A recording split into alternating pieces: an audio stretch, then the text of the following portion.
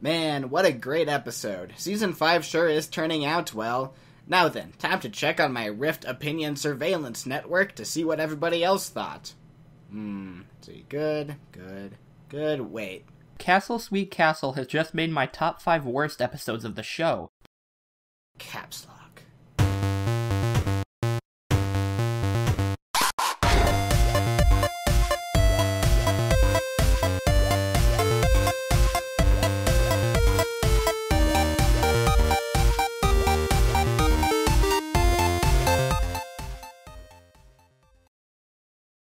I really didn't like this episode. In fact, Castle Sweet Castle has just made my top 5 worst episodes of the show. It appears that these new writers really don't know how to handle these characters. Hello, did I hear some negativity in here?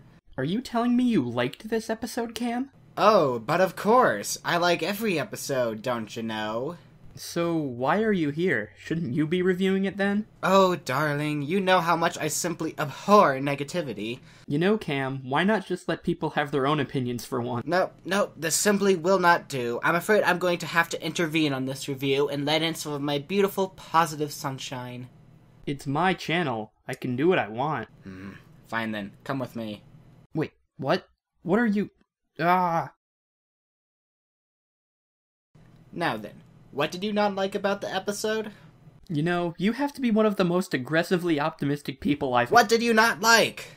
Well, for starters, Castle Sweet Castle introduces 2 new writers to the MLP scene, Joanna Lewis and Christine Sonko. It's pretty evident that they aren't used to working with these characters, for each character was portrayed as very shallow and sometimes inaccurate throughout a majority of the episode until they learned the obligatory lesson at the end. The best examples I have for this are Applejack and Rarity. As someone recognized as a sensible and practical type, AJ's contributions to the castle didn't quite make sense. I mean, she of all people should have realized that, hey, gardening implements and an actual in-ground garden are all ridiculous additions. The writers ignored her reasonable side in favor of making her a complete hick. Rarity, on the other hand, tried dominating the project with her own design choices. Rarity's work completely falls on fulfilling requests. I find it highly unlikely that all of the orders she receives at the Carousel Boutique are just make me a dress.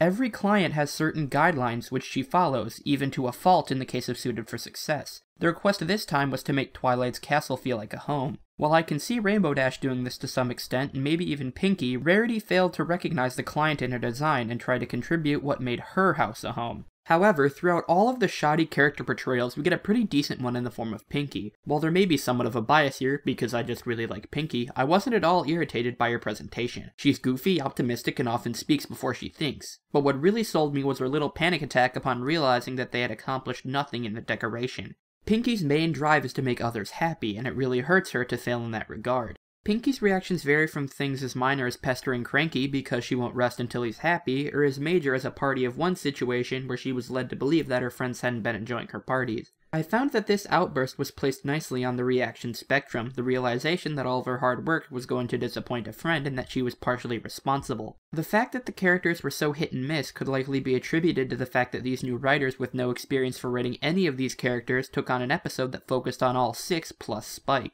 It looks like they were in over their heads, and while it certainly could have been worse, the end product failed to impress overall. There, anything to say about that, Little Miss Sunshine? I gotcha, didn't I? No, not yet. I totally got you. Okay, I'll concede that the characters' personalities were stripped down to a pretty basic level throughout much of the episode. Aha! In fact, if you had even a rudimentary knowledge of the characters, you could probably safely skip the middle half of the episode and just guess how the story played out and how each of their remaining 5 designs clashed with each other. Yup, it was all far too simple. But But? I would actually recommend against skipping, because while you may be able to fill in the plot pretty well, there are a lot of great subtleties in the way the characters interact with each other that you'll be missing out on. Like?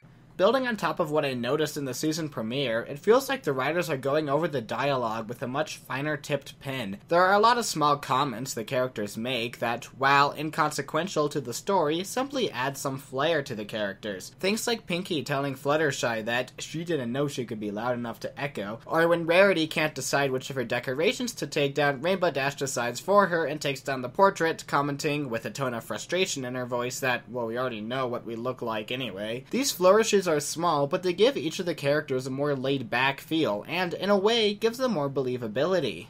I get where you're coming from, but these little buffs to believability can't even begin to make up for how poorly everyone was portrayed in a majority of the episode. Did I mention that Applejack built an in-ground garden in the middle of the dining room? I think you're too quick to believe the ridiculous, Cam.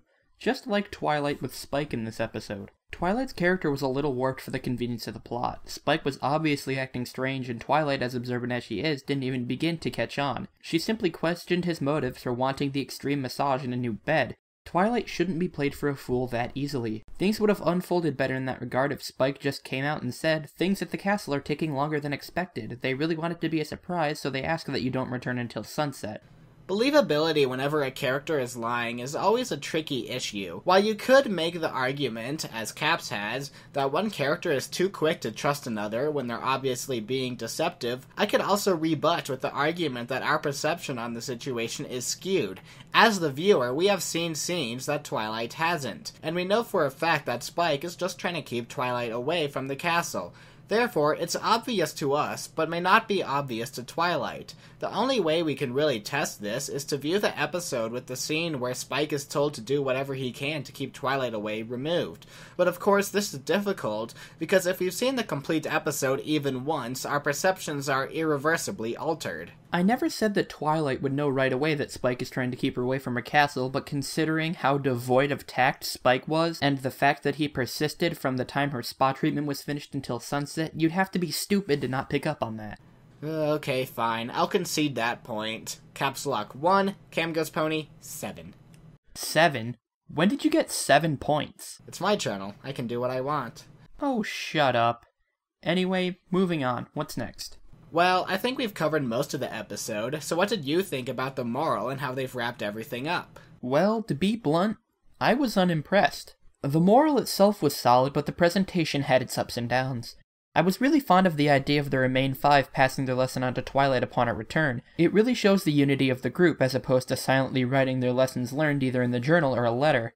However, I feel like the build-up to the moral was poorly done. I had honestly thought the moral in the episode would have been something along the lines of, put the wants of others before your own, in such a way to both balance and supplement Suited for Success. It would balance Rarity's side of Suited for Success by saying, have faith in what you do, but don't exclude your friends, and it would supplement the moral from the Remain 5's perspective in Suited for Success by reinforcing that things aren't always the best the way you want them. The moral would have been far more effective if the castle was decorated with Twilight in mind and was an overall good design, but Twilight still didn't feel like it was a home. At that point, the moral of home is where the heart is would have had a better meaning because it would show that even a well-done design still doesn't provide what memories can.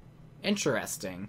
I, on the other hand, quite liked the moral, and to explain why, I want to go back to the subtleties in the writing. Again with the subtleties, Cam, you can't just take one tiny detail and say it makes the whole episode great. That's like reverse nitpicking. Pick-knitting. That's my middle name. Anyway, as I was saying, the small touches in the characters' dialogue really sell me on the idea of their friendship. Really, friends aren't people who get together and shoot rainbow laser beams at bad guys. Friends are people who interact in a certain way and, despite disagreements, enjoy each other's company. If someone asked me to point to the moments most indicative of the main six being good friends, I wouldn't point to any of the times they've used the magic of friendship to thwart evil. No, I would point to the quarrels, the sarcastic remarks, and, as the characters realized at the end of the episode, the moments they shared together. Their solution to decorating the castle follows the same line of thinking. It doesn't matter that they have the elements of harmony or rainbow power or live in a castle made of solid crystal. What really matters in a good friendship and in a good home isn't the flashiness, but the little moments that people enjoy together. I see where you're coming from, and there were a few minor things that did stick out to me. For example, the amount of detail that went into the episode in the form of visuals. The fact that Spike sleeps with a Rarity plushie is absolute gold to me. Also, I really enjoyed how Spike became far more jagged in his animation and design after the massage. While on the topic of the massage, the humor in the episode was definitely solid. Bulk Biceps being a masseuse and crashing through the wall like the Kool-Aid Man definitely made me laugh. I was also a fan of the bit with losing the spoon in the pancake batter. But again, using this to try to justify the episode as good is like trying to fix the Golden Oaks library with a roll of duct tape. Ooh, too soon, man. It seems here that we are in agreement as to what parts of the episode are good and bad, but we disagree on whether or not the bad parts are enough to ruin the episode, or whether or not the good parts are enough to salvage it. And that's really a more subjective thing. So, Caps Lock, Say it. Say it, Cam. I accept your opinion, even though it's wrong. Meh, close enough. Oh yeah, so what did you think of the cool chandelier at the end? I actually kinda liked it. It doesn't look worse than the rest of the castle, and I like how each gem has a different memory. Even though Twilight is now the Princess of Friendship, she still remembers her roots. Get out of my channel. Worth it.